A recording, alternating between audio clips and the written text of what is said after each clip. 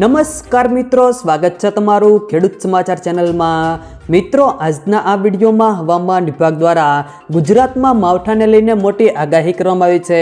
ત્યારે આગામી 3 દિવસ ગુજરાતમાં ક્યાં ક્યાં માવઠું પડશે અને કેવું માવઠું પડશે તે તમામ માહિતી વિશે આ વિડીયોમાં વાત કરીશું। તો વિડીયોને છેલ્લે સુધી જોતા રહેજો।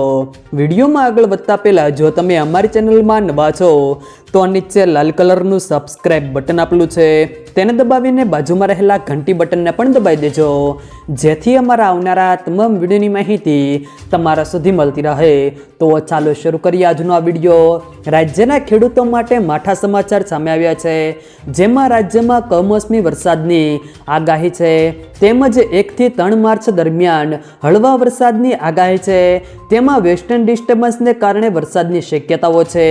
1 તારીખે કચ્છ, બનાસકાંઠા, સાબરકાંઠા, અરવલ્લી, મહીસાગર, દાહોદ, દ્વારકા અને ગીર સોમનાથમાં હળવા વરસાદની આગાહી કરવામાં આવી છે।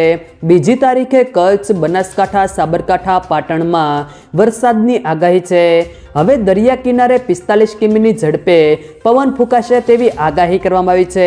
2 દિવસ તમામ જિલ્લાઓમાં વાદળછાયું વાતાવરણ રહી શકે છે, તેમજ લઘુત્તમ તાપમાનમાં 1 ડિગ્રી સુધી વધારો થશે। શિયાળો અંતિમ ચરણમાં છે અને ઉનાળાના આગમનની તૈયારીઓ છે। આવા સમયે જ ઉત્તર ગુજરાતમાં કમોસમી વરસાદની આગાહીથી ખેડૂતોમાં ચિંતા પ્રસરી છે। હવામાન વિભાગની આ આગાહીએ ખેડૂતોની ચિંતામાં વધારો કર્યો છે। ગયા વર્ષે પણ માર્ચ મહિનાના પ્રારંભે જ કમોસમી વરસાદ થયો હતો। હોળીના સમયગાળા દરમિયાન તો જાણે ચોમાસું મંડાઈ ગયું હોય તેવો વરસાદ પડ્યો હતો, જેના કારણે ખેડૂતોને વ્યાપક નુકસાન થયું હતું।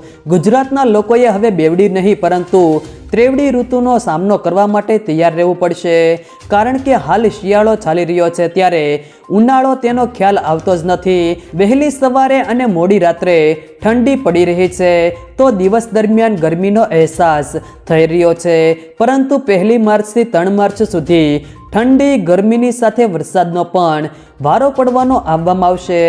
જો મિત્રો વિડીયો પસંદ આવ્યો હોય તો વિડીયોને લાઈક કરો, તમારા મિત્રો સાથે શેર કરો અને જો તમે અમારી ચેનલમાં નવા હો તો ચેનલને સબસ્ક્રાઇબ જરૂર કરજો, જેથી અમારા આવનારા તમામ વિડીયોની માહિતી તમારા સુધી મળતી રહે।